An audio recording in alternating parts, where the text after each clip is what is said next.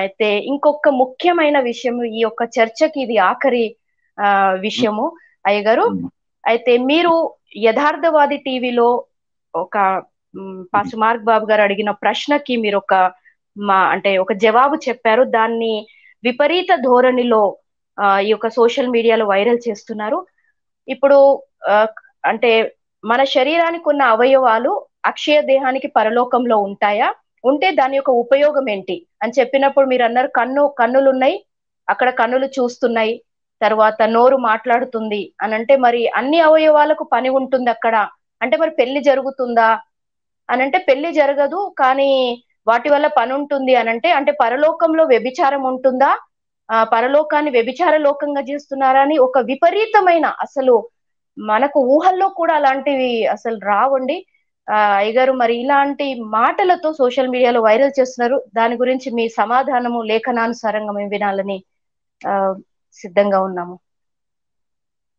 అది పెద్ద ఇష్యూగా చేసి మాట్లాడుతున్నారు. నేను దాని సమాధానం చెప్తానమ్మా. ఈ పెద్ద పెద్ద పండితులకు లేక ప్రార్థనా పరులకు మరి ఉన్నతమైనటువంటి శ్రీనాయకొండ అనుభవం ఉన్న వాళ్లకు చెప్పాల్సిన విషయాలు ఇవి. చిన్నపిల్లలకు కొన్ని సంగతులు చెప్తే అర్థం కావు. ఒక కుర్రవాడు అమ్మ నాన్న వాళ్ళ ఆల్బమ్ చూసి వీడు దండలేసుకున్న ఫోటో చూసి ఇదేంటి అంటే అమ్మ నాన్న పెళ్ళి అంటే నన్ను ఎందుకు పిలవలేదు అని అలిగాడు. నన్ను ఎందుకు పిలవంటే నువ్వు లేవురా అంటే ఎందుకు లేను, నేను ఇప్పుడు ఉన్నాను కదా, అమ్ముంది నాన్నుంది, నేను అందరూ ఉన్నాం కదా, నేను లేకపోవడం ఏంటంటే ఎప్పుడున్నావురా, అప్పుడు లేనందుకు మరి ఇప్పుడు ఎందుకున్నా, అప్పుడు మీరంతా అబద్ధం ఆడుతున్నారని అలిగి అన్నం తినని మారాం చేశాడు. ఇది ప్రాక్టికల్ గా జరిగింది.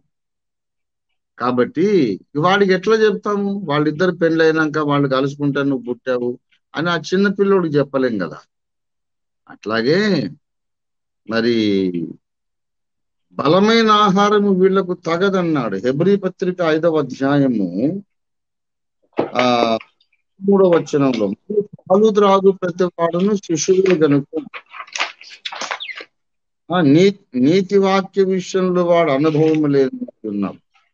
వయసు వచ్చిన వారు అభ్యాసము చేత మేలు కీడులను వివేచించడానికి సాధకం ఇంద్రియములను కలిగి ఉన్నారు కనుక బలమైన ఆహారం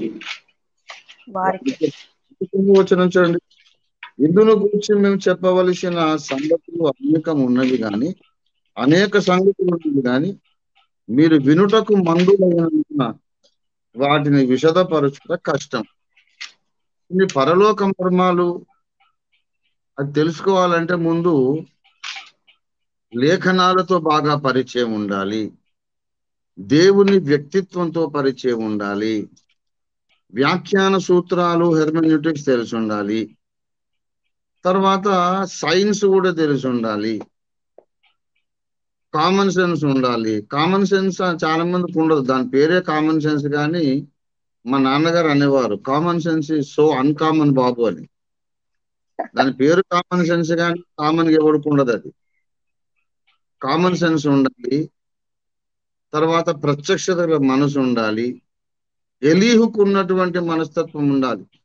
నన్ను సృజించిన వానికి నీతిని ఆరోపించేదననే మనసు ఉండాలి. లేఖనములలో ఒక పొల్లైనా ఒక సున్నైనా కొట్టివేయబడదు, ఇది వ్యర్థము కాదు, లేఖనము నిరర్ధకము కాదు అనే రోషం ఉండాలి. దేవునితో గంటల తరబడి మోకరించిన అనుభవం ఉండాలి, మోకరించి ప్రార్థించిన అనుభవం. ఇవన్నీ లేనోనికి విశదపరచుట కష్టం. అయినా సరే మీరు అడిగారు కనుక నేను చెప్తాను. ఇప్పుడు పరలోకములో కూడా సెక్స్ ఉంటుంది, లైంగిక ప్రక్రియ ఉంటుంది, కానీ విచ్చలవిడిగా కాదు, దేవుని కనుసన్నలలో ఉంటుంది అనే విషయము నేను చెప్పాను. ఇప్పుడు ప్రస్తుతం ఉన్నటువంటి ప్రకృతిలో ప్రాణులన్నిటిలో చేపలకు, తర్వాత జంతువులకు, పక్షులకు ఒక మేటింగ్ సీజన్ ఉంటుంది. ఆ మేటింగ్ సీజన్ అనేది లేకుండా అడ్డగోలుగా విచ్చలవిడిగా టైము లేదు, వేళాపాళ లేదు, వావి వరస లేదు, 24 గంటలు అదే సబ్జెక్ట్ మీద మైండ్ ఉండే జంతువు, వింత జంతువు మనిషే. మనిషికి ఎప్పుడు అదే ధ్యాస ఉంటది. కానీ పక్షులకు చూడండి, అస్తమానం అదే పని మీద ఉండవు. ఒక ఋతువు, ఒక టైం. అయితే ఒరిజినల్ గా దేవుడు సృష్టించినప్పుడు కూడా మనుషులు కూడా ఒక పద్ధతికి లోబడి ఒక ఋతువులోనే కలుసుకునేటట్టు దేవుడు చేశాడు. కానీ దేవుని ఆధీనము నుండి అదుపు తప్పినాక వీడు మరి ఒక కట్టుబాటు లేని వింత జీవి తయారైనాడు. ఏ సీజన్ అని లేదు, ఉదయం అని లేదు, మధ్యాహ్నం అని లేదు, రాత్రి లేదు, పగలని లేదు, వావి వరుస లేదు, వయస్సు చూడడు. మేల్ ఫీమేల్ అయితే చాలు అదే పనికి ఎగబడి ప్రకృతిలో ప్రాణులు అన్నిటికంటే అసహ్యమైన ప్రాణిగా మనిషి మారిపోయాడు. సరే, ఇప్పుడు పరలోకంలో లైంగికత ఉంటదనంటే పరలోకం వ్యభిచారమా వ్యభిచారమా అని అంటున్నారంటే, సరే వాళ్ళతో ఏం మాట్లాడాలా? నేను చెప్తున్నాను, పరలోకంలో లైంగికత ఉంటదంటే లైంగికతే వ్యభిచారం అంటున్నారు. అసలు sex is a holy thing అనే కాన్సెప్ట్ ఉన్నదా వీళ్ళకు? సెక్స్ ఈజ్ బేసికల్లీ బ్యాడ్ అనుకుంటున్నారు. ఇక వానికి ఏం తెలుసు? వాడికి మూల పాఠాలే తెలియదు. నేనేమనుకుంటానంటే sex basically is a holy thing because God created it. ఒక విషయం వన్స్ అండ్ ఫర్ ఆల్ అందరికీ చెప్తాను. నా విరోధులు, నా శత్రువులు వింటున్నారు. నేను వాళ్ళని శత్రువులను పిలవడానికే ఇష్టపడుతున్నా. శత్రువుగా గుర్తిస్తున్నా, శత్రువుగా పరిగణించి, శత్రువుగా ట్రీట్ చేస్తా వాళ్ళని. అందరూ వింటున్నారు, నాకు తెలుసు. నేను చెప్తున్న ఒక విషయం వినండి. ఒక జటిలమైన ఒక అంశమును గ్రహించడానికి మనం ప్రయత్నించినప్పుడు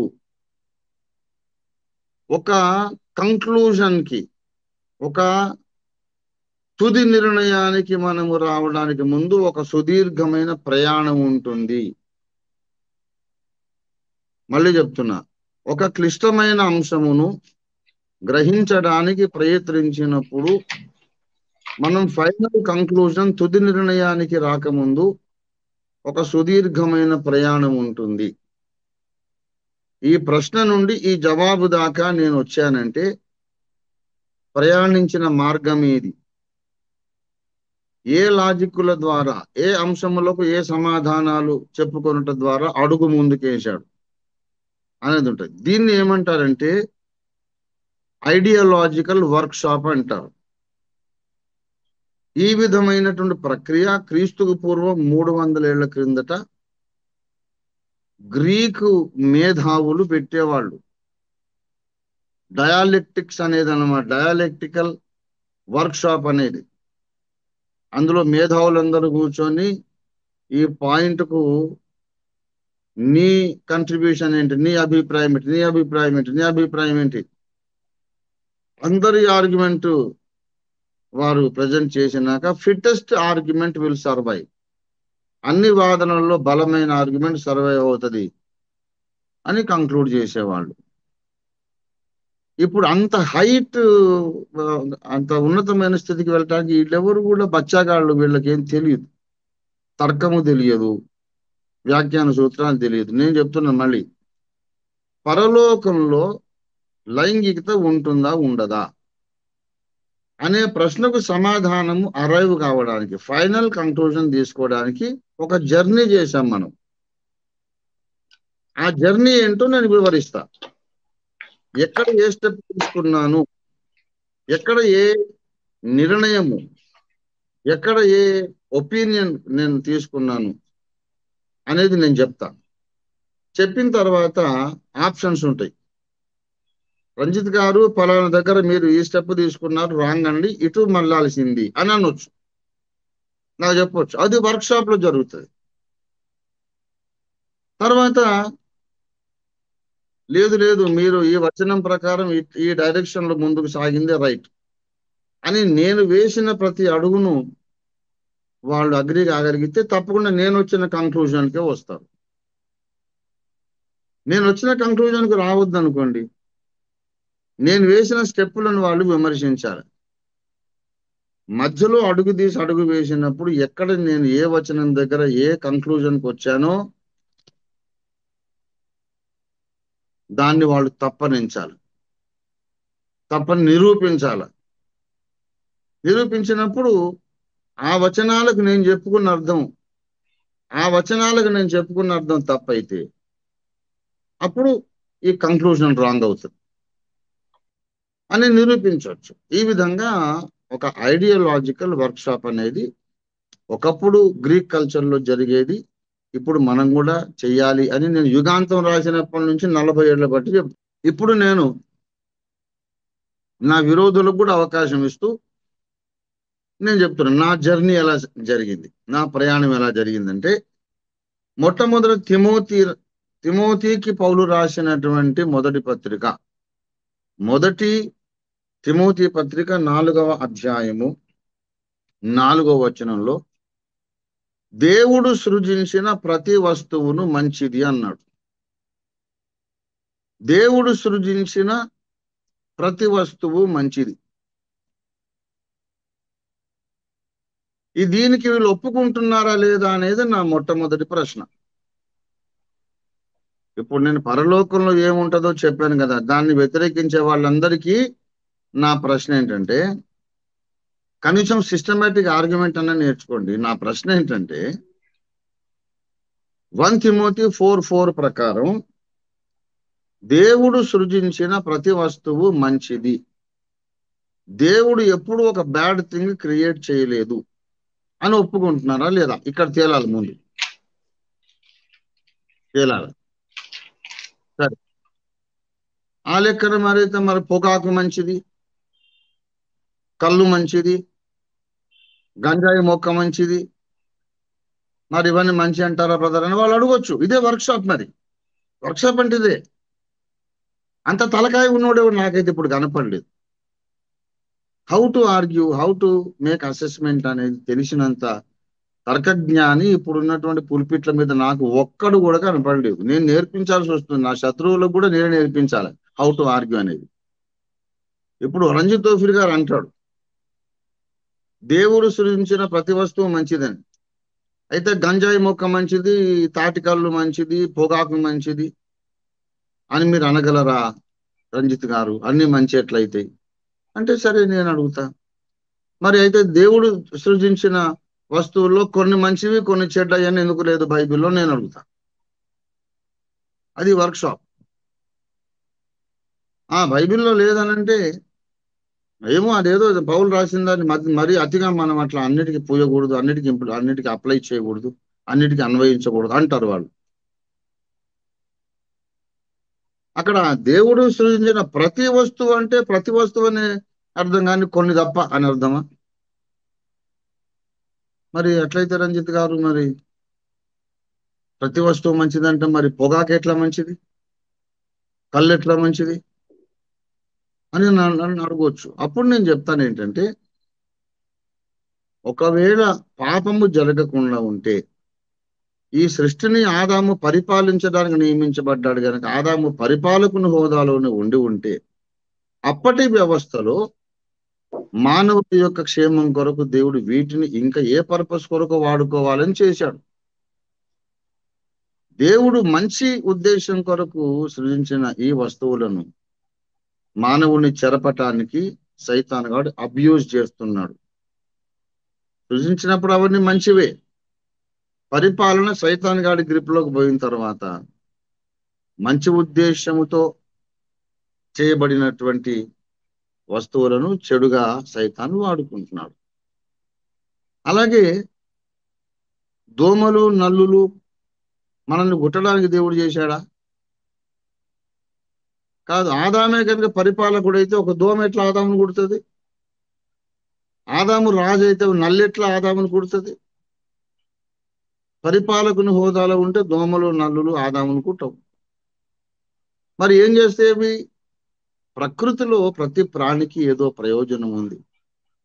మానవునికి సేవ చేయడానికి అన్నిటిని దేవుడు చేశాడు, కానీ మానవునికి బాధ కలిగించడానికి చేయలేదు. కానీ వీడు అధికార పదవి మానవుడు పోగొట్టుకున్నాడు. అందుకు ప్రకృతి తిరగబడింది. మంచి ఉద్దేశాలు మానేసి చెడు ఉద్దేశంతో అన్ని వాడబడుతున్నాయి. ఇది ఫైనల్ అసెస్మెంట్. కానీ in the original creation nothing was bad. దోమలు మంచివి, ఈగలు మంచివి, నల్లులు మంచివి, జర్రులు మంచివి, పాములు మంచివి, గంజాయి మొక్కలు మంచిది, తాడి చెట్టు మంచిది, పొగాకు మంచిది. ఒరిజినల్ క్రియేషన్ లో.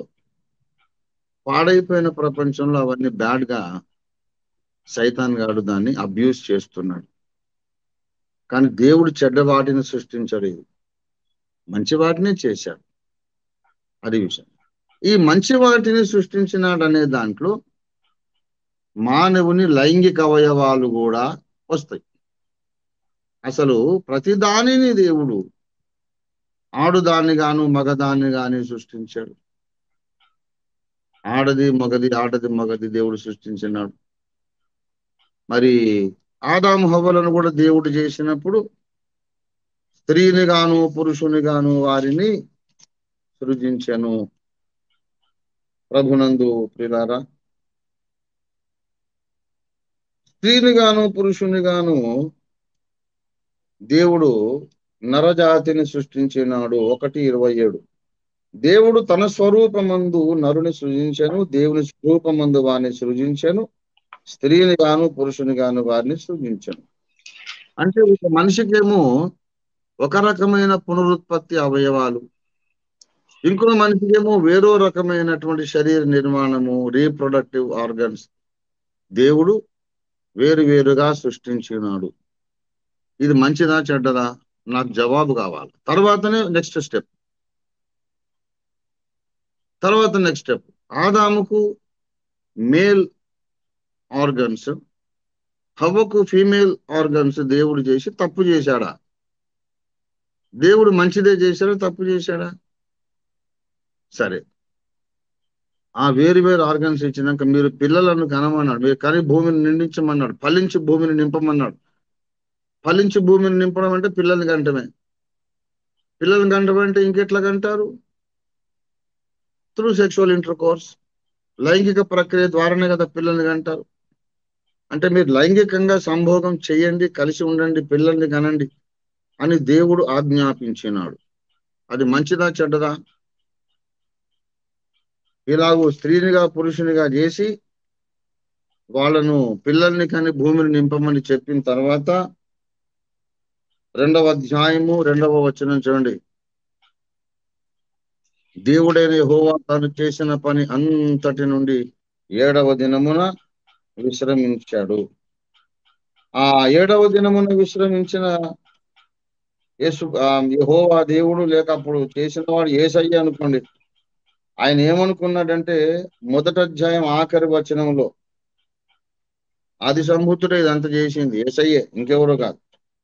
1:31 దేవుడు తాను చేసినది యావత్తును చూసినప్పుడు అది చాలా మంచిదిగా ఉండెను. చాలా మంచిదిగా ఏముండెను?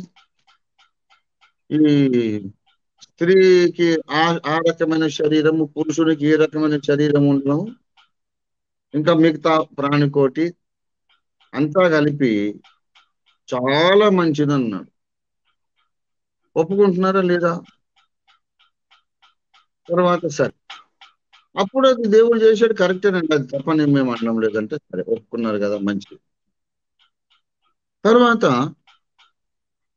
ఆదాము హవ్వలు పాపము చెయ్యకుండా ఉంటే,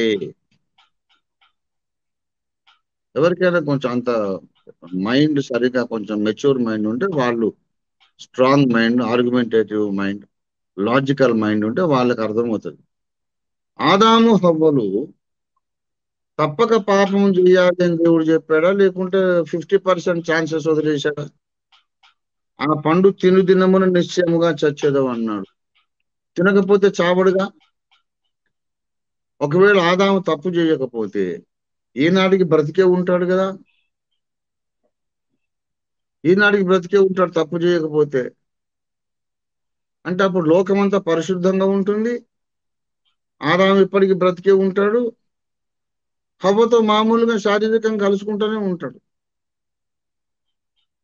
దేవుడు పాపాన్ని సృష్టించినాడా, పరిశుద్ధత సృష్టించాడా? వీళ్ళు ఇమాజినేషన్స్ లో ఆ కాలఘట్టంలోకి వెళ్ళాలి. Mind should do some time travelling. ఇంత తర్కము జ్ఞానము ఎవ్వడికి లేనే లేదు. అంతా కయ్యకయ్యగమని కుక్కలు వేసినట్టు అరుస్తున్నారు.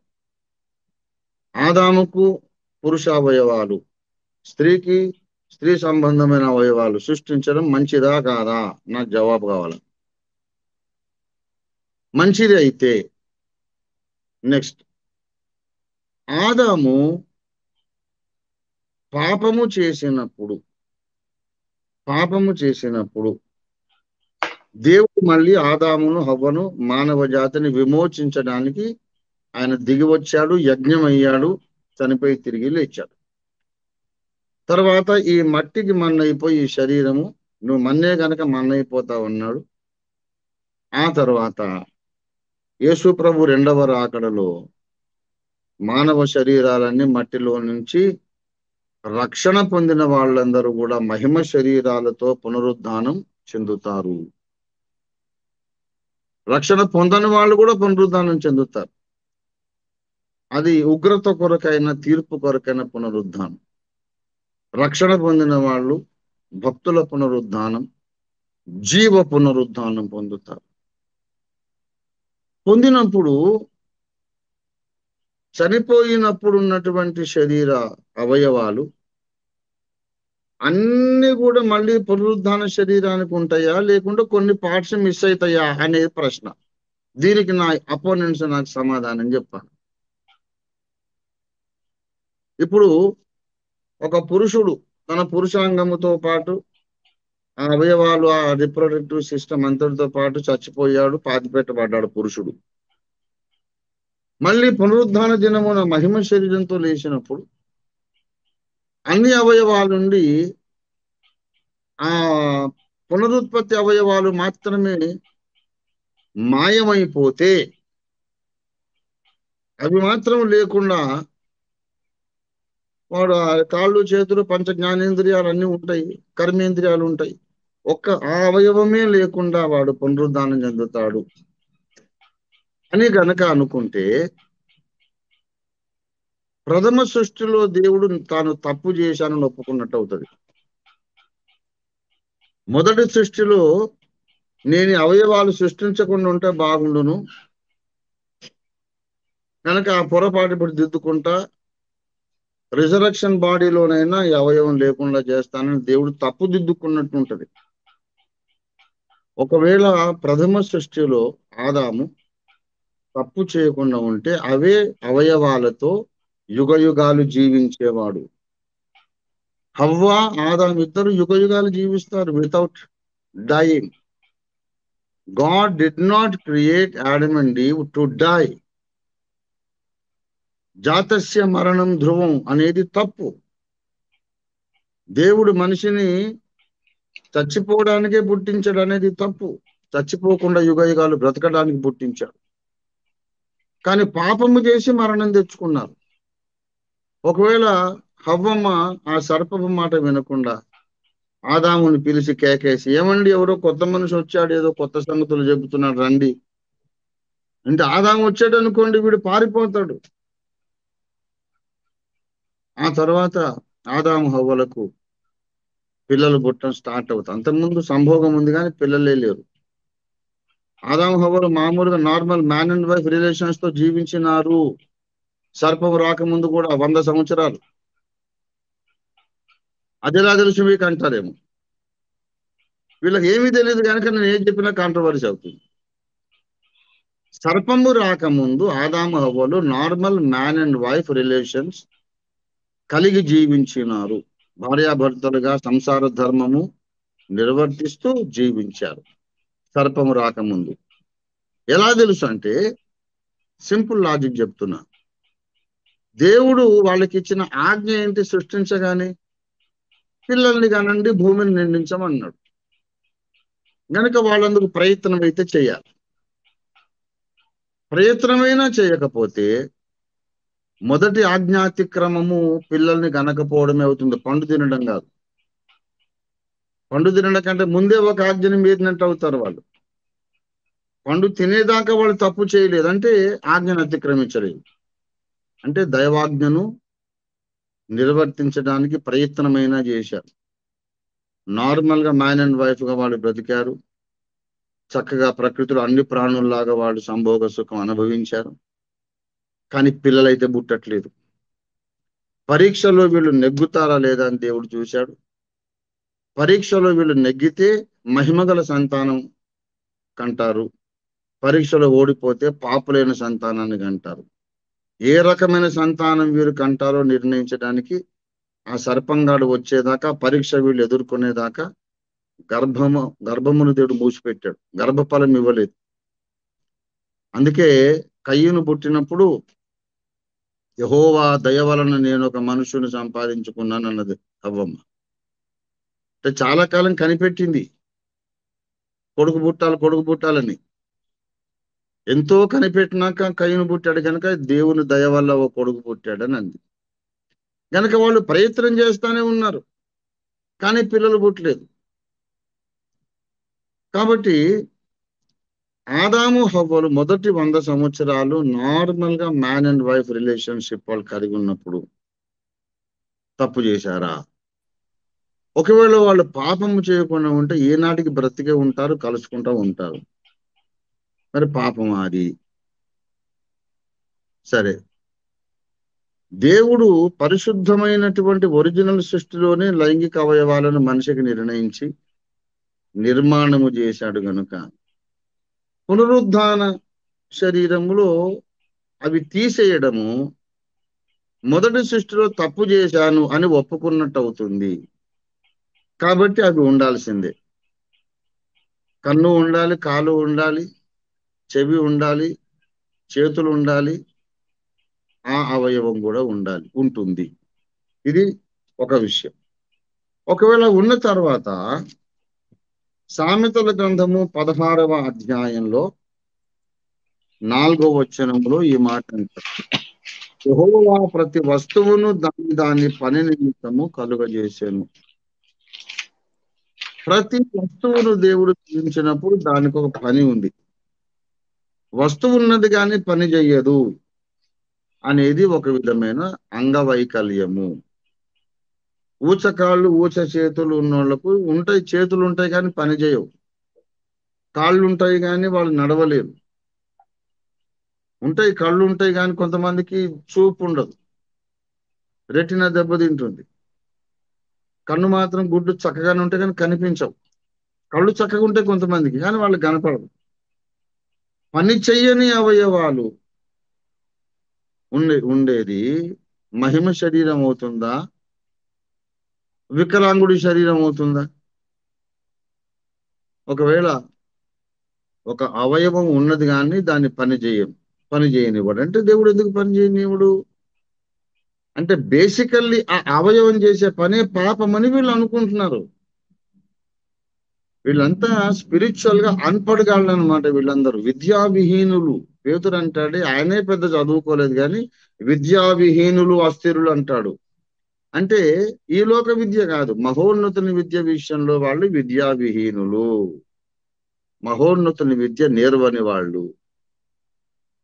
వాళ్ళు ఏమనుకుంటున్నారంటే అసలు బేసికల్లీ స్త్రీ పురుషుడు కలుసుకోవడమే ఘోర పాపం అనుకుంటున్నారు.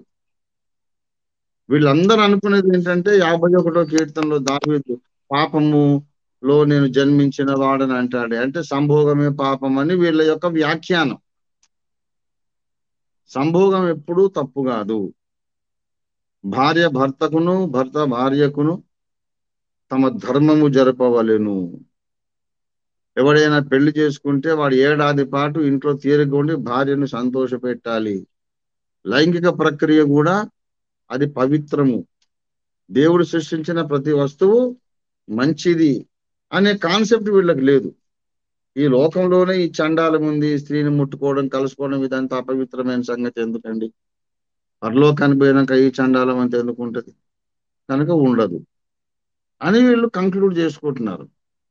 ఉండదు అంటే గనక లైంగిక అవయవాలు లేవు అసలు ఆ అవయవమే లేదు వాడికి అని ఎక్కడ ఆధారం చూపించగలరు? ఒకవేళ లైంగిక అవయవాలు లేని పునరుద్ధాన శరీరం దేవుడు ఇస్తాడంటే దేవుని ఒరిజినల్ క్రియేషన్ ని దేవుడు డ్యామేజ్ చేస్తాడా? ఒకవేళ పాపము జరగకపోతే యుగ యుగాలు అవే అవయవాలు ఉండేవి కదా. పాపమునకు దేవుడు విరుగుడు చేసినప్పుడు పాపం మాత్రమే విరుగుడు కావాలి, కానీ ఒరిజినల్ క్రియేషన్ డిజైన్ ఎందుకు మారుతుంది? అది అర్థం చేసుకునేటంత షార్ప్ మైండ్ ఉండాలి వాడికి.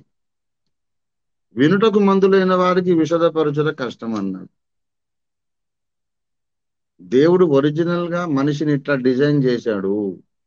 ఆ డిజైన్ ను విమోచన జరిగినప్పుడు ఎందుకు మార్చాలి? పాపము ద్వారా వచ్చినటువంటి దుష్ఫలితాలను దేవుడు తీసేస్తాడు. నేను ఒక మాట చెప్తున్నా, ఓ యేసుప్రభు శిలువ మీద ఎందుకు మరణించాడు? పాపము ద్వారా వచ్చిన దుష్ఫలితాలను తొలగించడానికి మరణించాడా? ఒరిజినల్ గా దేవుడు చేసిన సృష్టిని మార్చడానికి మరణించాడా? సర్పం ప్రవేశించక ముందు దేవుడు చేసిన సృష్టిని మార్చడానికి యేసు మరణించాడా? సర్ప ప్రవేశము ద్వారా జరిగిన నష్టాన్ని తొలగించడానికి యేసు సిలువలో మరణించాడా? ఇది ఐడియాలజికల్ వర్క్షాప్. దీనికి ఇన్ని ప్రశ్నలకు సమాధానాలు వాళ్ళు చెప్పలేదు. బేసికల్లీ 1 తిమోతి 4:4, సామెతలు 16:4. దేవుడు సృజించిన ప్రతి వస్తువు మంచిది గనుక ఒరిజినల్ క్రియేషన్ లో ఉన్నదేది పునరుద్ధాన ప్రపంచంలో మిస్ కాదు. ఇది నా కంక్లూజన్. నన్ను తప్పనే వాళ్ళు అనొచ్చు, వాళ్ళకి స్వేచ్ఛ ఉంది, అయితే నిరూపించాలి. దేవుడు సృజించిన ప్రతి వస్తువు మంచిది గనుక, మానవ దేహంలో దేవుడు చేసిన ప్రతి అవయవము మంచిది గనుక, పునరుద్ధాన శరీరములో గాని నూతన మహిమ ప్రపంచంలో గాని ఒరిజినల్ ప్రపంచంలో ఉన్నటువంటి వస్తువు ఏది మిస్ కాదు. మానవ దేహంలోని ఏ అవయవము మిస్ కాదు అని అన్నది కాదు, కొన్ని మాత్రం మిస్ అయితే అని ఏ లేఖనాధారముతో చూపిస్తారో నాకు చెప్పాలి. బ్రదర్ అట్లా కాదు, ఒరిజినల్ గా చేసింది స్టాండర్డ్ కాదు, అది మంచిది కాదు, పర్ఫెక్ట్ కాదు, మీరు అలాగ అనుకోకండి. ఒరిజినల్ క్రియేషన్ లో లోపాలు ఉన్నాయి, వాటిని దిద్దుకోవడానికే యేసు ప్రభు వారు మరణించాడంటే యేసయ్య మన పాపాల కొరకు కాదు, తాను చేసిన తప్పుల కొరకే చచ్చిపోయినట్టు ఉంటది. అది ఇంకా ఘోరమైన కంక్లూజన్. కాబట్టి నా వాదన తప్పనేవాడు నిరూపించాలి ఏంటంటే దేవుడు ఒరిజినల్ గా క్రియేషన్ లో చేసిన అవయవాన్ని పరిశుద్ధ ప్రపంచంలో ఆ ఒరిజినల్ అవయవాన్ని లేకుండా డిజైన్ ఎందుకు మార్చేస్తాడు? మానవ దేహపు ఒరిజినల్ డిజైన్ ఎందుకు మారుస్తాడు? ఎక్కడుంది బైబిల్లో? అదొకటి. అవయవాలు ఉంటాయి అని ఒప్పుకున్న తర్వాత దేవుడు పునరుద్ధాన శరీరములో ఏదైనా ఒక అవయవం పని చెయ్యనిదిగా ఊచకాలు లాగా ఊచ చెయ్యిలాగా ఉంచుతాడా? పరిశుద్ధత అంటే ఏదో ఒక అవయవం పని చేయకపోవడమేనా? ఈ ప్రశ్నకు నాకు సమాధానం కావాలి. ప్రతి వస్తువును దాని పని కొరకు దేవుడు చేశాడు. మరి ఈ అవయవాలను కూడా ఒక పని కొరకు చేశాడు కదా. ఈ అవయవాలు మాత్రం ఊచ చెయ్యిలా ఉండిపోతాయని ఎక్కడ లేఖనాధారం నాకు చూపిస్తారు? ఇది నా యొక్క ప్రశ్న.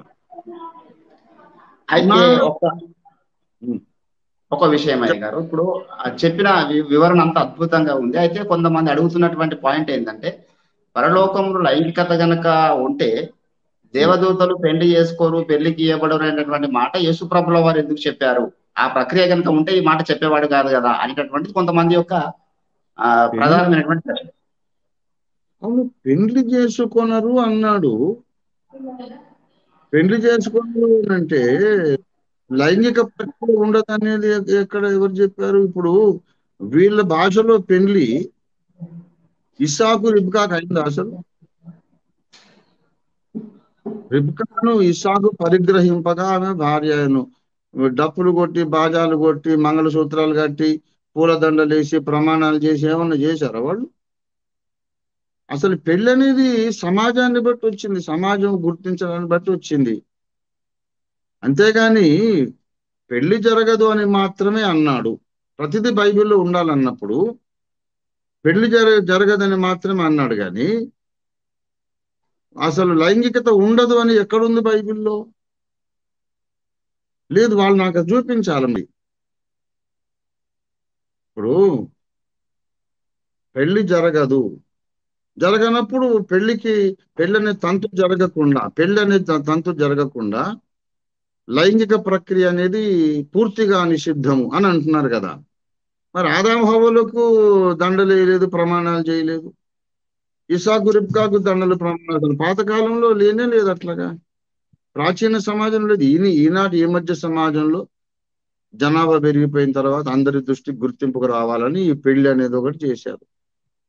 అందుకే నేను ప్రకృతిలోని ప్రాణులను గురించి నేను ప్రస్తావించాను. మొట్టమొదట ప్రకృతిలో ప్రాణులు ఆ ఋతువు వచ్చినప్పుడు దైవ చిత్తానుసారంగా అవి కలుసుకుంటే తర్వాత ఋతువు కానప్పుడు ఆడ కుక్క మగ కుక్క ముందే తిరుగుతూ ఉంటుంది, అది పట్టించుకోదు.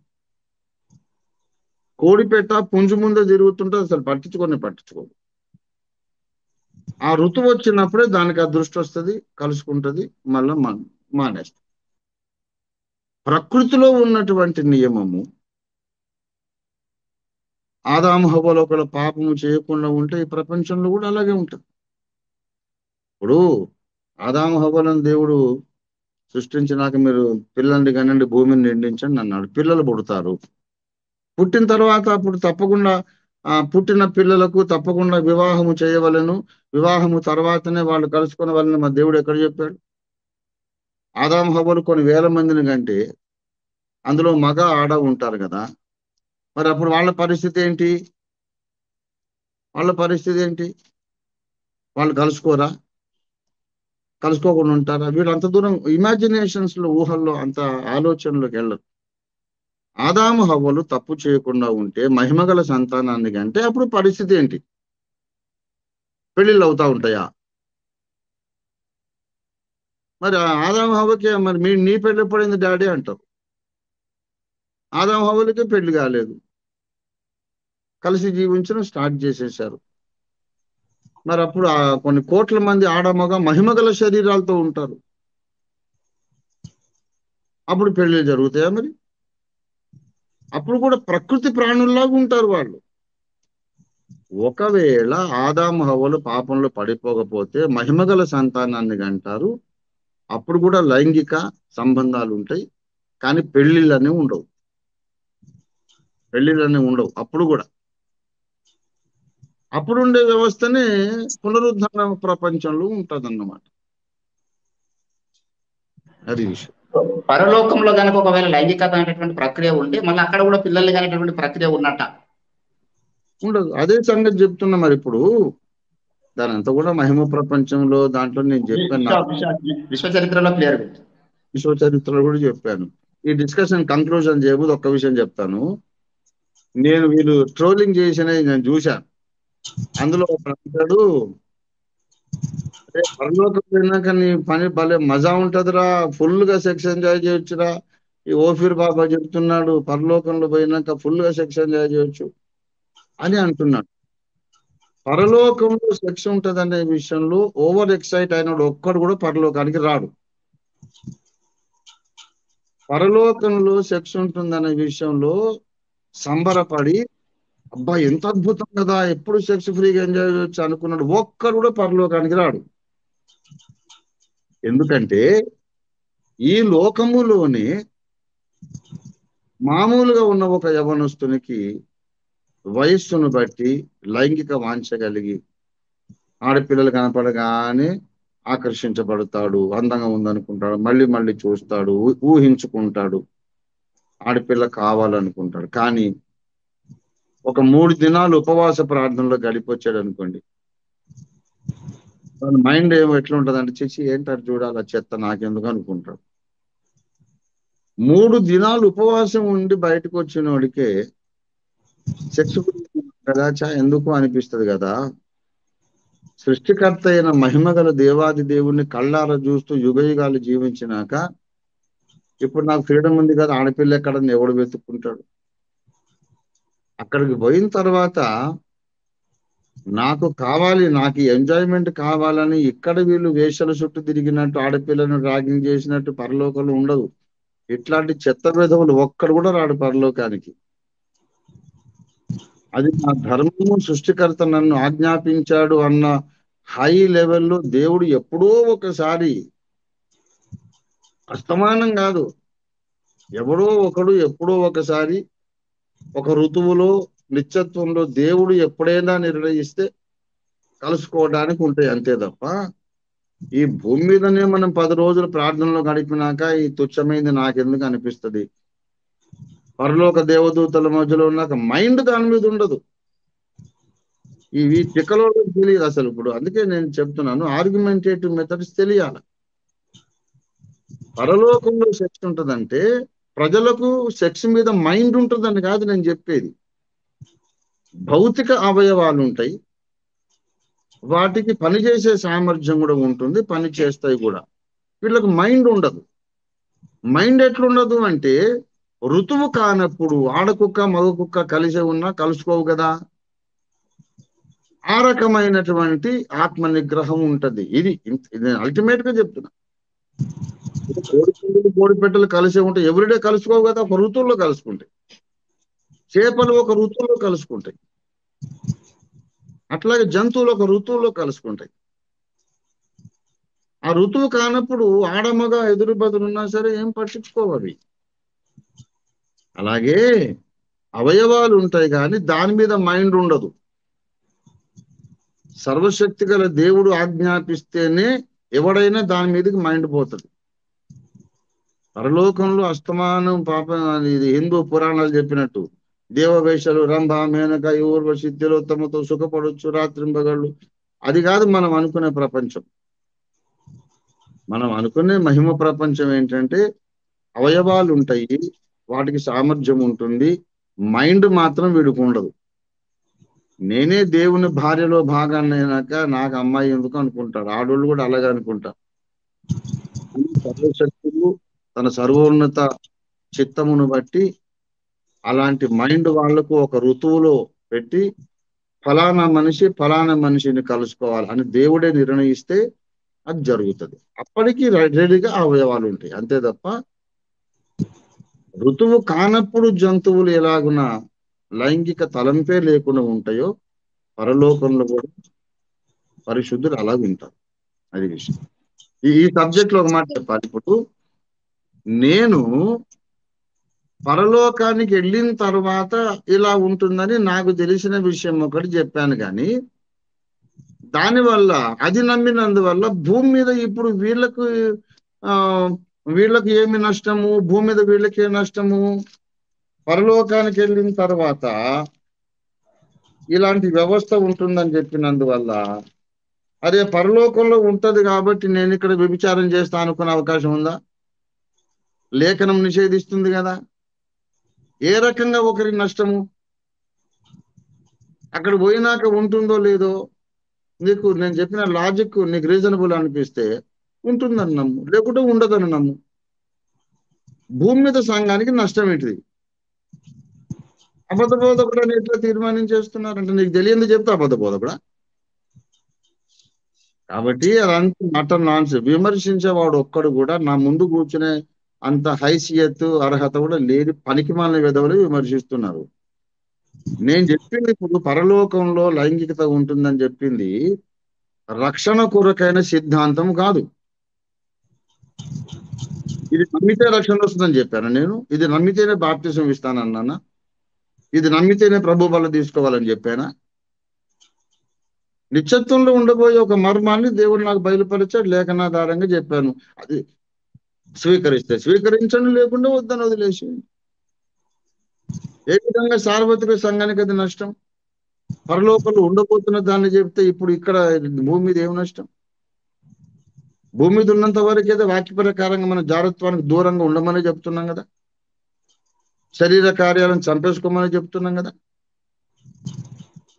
కనుక భూమి మీద ఉన్నంతసేపు మనం ఎలా బ్రతకాలో దానికి మనం ఎలా బైబిల్లో ఎలాంటి తేడా లేదు. మనం తప్పకుండా మనం అపవిత్రమైన లైంగిక కార్యక్రమాలకు దూరంగా ఉండాలి. Out side marriage any kind of sexual relationship is a sin. వివాహ బంధానికి బయట ఎవడు ఏ విధమైన లైంగిక కార్యక్రమం చేసినా అది తప్పు, పాపం అని చెప్తున్నాం. ఎవరికి ఏం నష్టం కలిగింది? పరలోకంలో ఇలా ఉంటది. ఎందుకంటే ఈ లాజిక్ను బట్టి అని చెప్పాను. నీకు నచ్చితే లాజిక్ అంగీకరించాలి, లేకుంటే నువ్వు ఒక డాక్యుమెంటైజ్ చేయి. శరీరంలో అన్ని ఉంటాయి కానీ ఒక 2-3 అవయవాలు అయితే ఉండవు. దేవుడు ఒరిజినల్ క్రియేషన్ కరెక్ట్ చేసుకుంటున్నాడు, తను తప్పు దిద్దుకుంటున్నాడు అని పనికిమాలిన సిద్ధాంతం నువ్వు చేసుకో. లేకపోతే పునరుద్ధాన శరీరంలో ఊచకాలు చేతులు ఉన్నట్టు పనికి రానటువంటి ఇంపార్టెంట్ పీపుల్కి ఉన్నటువంటి అవయవాలు ఉంటాయని నువ్వు చెప్పుకో. దానివల్ల దేవుడికి మహిమ అయితే చెప్పుకో. కానీ ఏ రకంగా ఇప్పుడు నేను చెప్పిన రెవల్యూషన్ భూమి మీద ఉన్న సంఘానికి ఏ రకంగా నష్టం కలిగిస్తుంది? నష్టం కలిగించని దాని గురించి ఎందుకు మాట్లాడతాడు? పరలోకంలో సెక్స్ ఉంటుంది, ఎందుకంత ఎక్సైటెడ్ అంటే వీడు సెక్స్ ను చాలా ప్రేమిస్తున్నాడు. అసలు వాడు కాముకుడు,